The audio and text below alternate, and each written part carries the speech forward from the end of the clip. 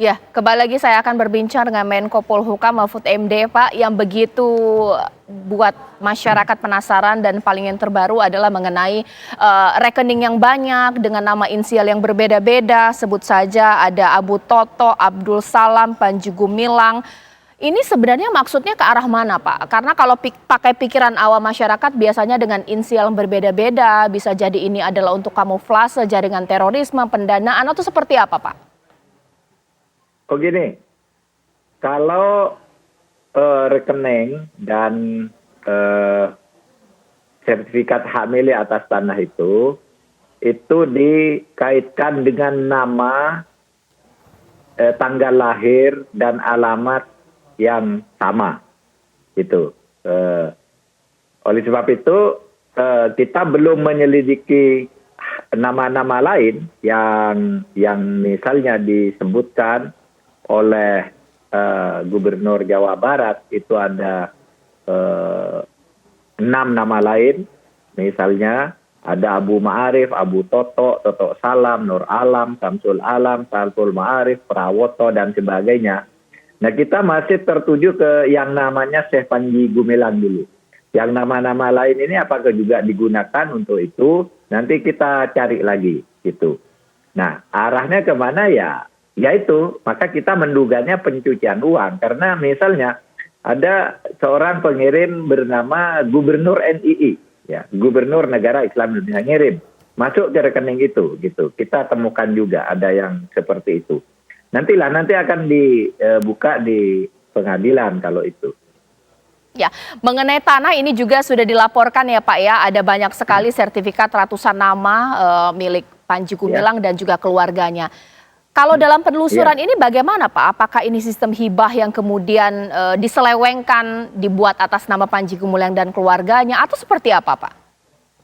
Nah, itu yang sekarang sudah dalam pemeriksaan. Karena selama ini tanah-tanah itu kan diketahui digunakan oleh Al-Zaitun. Dan Al-Zaitun itu menghimpun banyak dana dari berbagai hal, yang kalau oleh mantan-mantan anggota Komandemen 9, KW 9 NII, itu juga dilakukan dengan cara melanggar hukum. Memaksa orang, mengambil paksa punya orang, memaksa orang untuk memaksa orang tuanya minta uang, dan macam-macam lah. Itu kan mestinya mungkin untuk Al-Zaitun. Tetapi kemudian agak aneh kalau tanah sampai ratusan sertifikat hak milik itu atas nama satu keluarga. 295 sertifikat hak milik atas nama ayah, istri, anak, dan 1-2 nama lain yang diduga sangat dekat dengan itu. Nah, untuk itu nanti kita tunggu saja. Kita tunggu saja hasil pemeriksaan PPATK ke lapangan.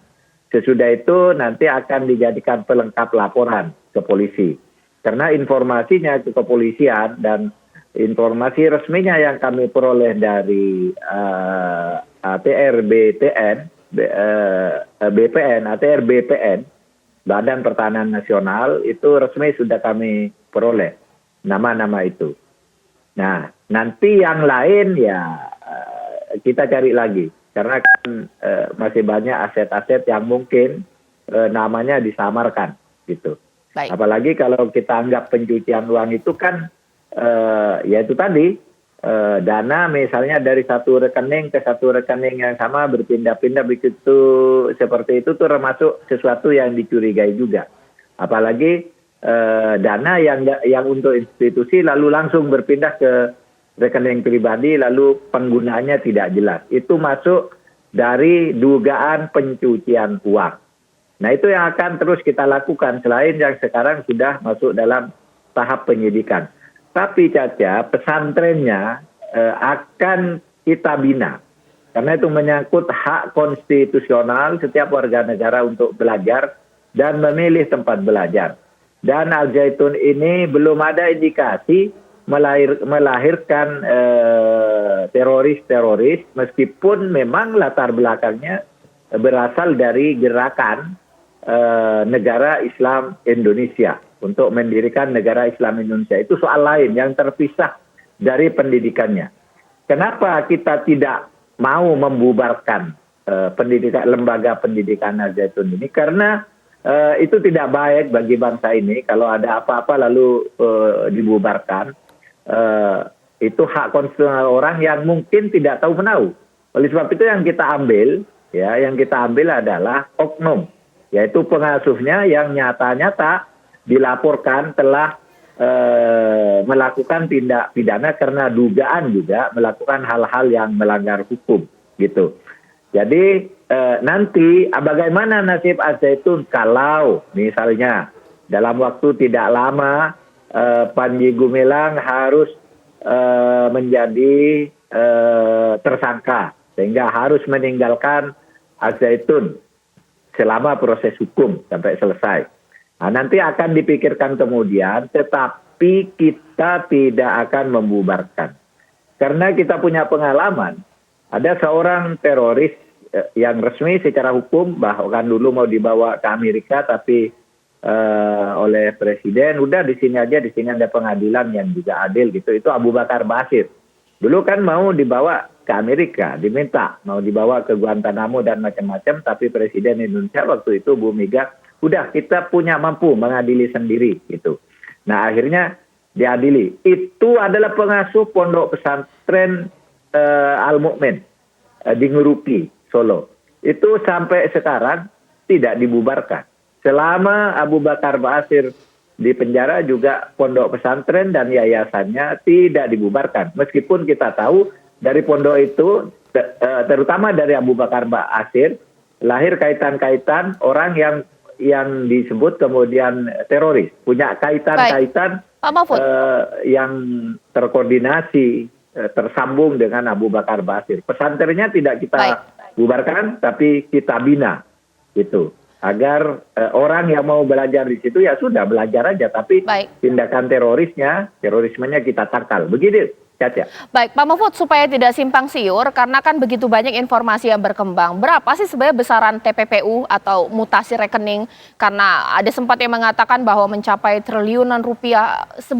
Berapa kisarannya, Pak? Oh iya, kisarannya saya katakan agregat ya. Kalau TPPU itu agregat. Itu jumlahnya 16 triliun. Oke. Ya, 16 triliun yang sudah resmi dan kita informasikan juga ke istana, ke Presiden bahwa kisaran putaran uangnya itu 16 triliun lebih dari rekening-rekening yang ada itu. Agregat ya. Agregat ya Pak ya. Oke, itu bersumber dari rekening atas nama Panji Gumilang, begitu Kak Pak? Iya, rekening yang atas nama Panji Gumilang sendiri 256 gitu. Kemudian ada rekening institusi, ada Pondok Al-Zaitun, yayasan ini, yayasan itu dan seterusnya. Itu selebihnya dari 256 atas nama Panji Gumilang itu sisanya mencapai 367 seluruhnya itu yang atas nama institusi atau perorangan-perorangan yang punya kaitan dengan Panji Gumilang. Oke, ada kemungkinan tidak Pak, jikalau memang melanggar hukum, uang ini tidak bertuan, disita oleh negara, bahkan juga aset-aset tanahnya? Sangat mungkin, itu sangat mungkin. Memang begitu hukum itu. Kalau memang itu dari hasil pelanggaran hukum, nanti disita oleh negara. Kita kan punya banyak, di Kemenkumham ada rumah barang rampasan atau barang sitaan. Di Kejaksaan Agung juga ada lembaga penyimpanan dan pengelolaan barang sitaan. Di Kementerian Keuangan kita punya dirjen kekayaan negara yang bisa juga mengelola itu kalau itu memang harus jatuh kepada negara. Nanti kita lihat proses hukumnya. Ini. Oke. Baik Pak, jadi sampai sekarang juga belum bisa diketahui itu dana masuk dan keluar untuk apa, apakah memang untuk pondok pesantren ataukah untuk punya motif lain membentuk negara. NI tadi Bapak bilang punya kaitan ke arah sana, seperti apa Pak? Nanti itu akan dimunculkan di pengadilan. Tetapi ini kalau kaitannya dengan NI itu latar belakang ya, latar belakang. Bukan gerakan ini. Jadi beginilah, kalau ini kan operasi intelijen dulu.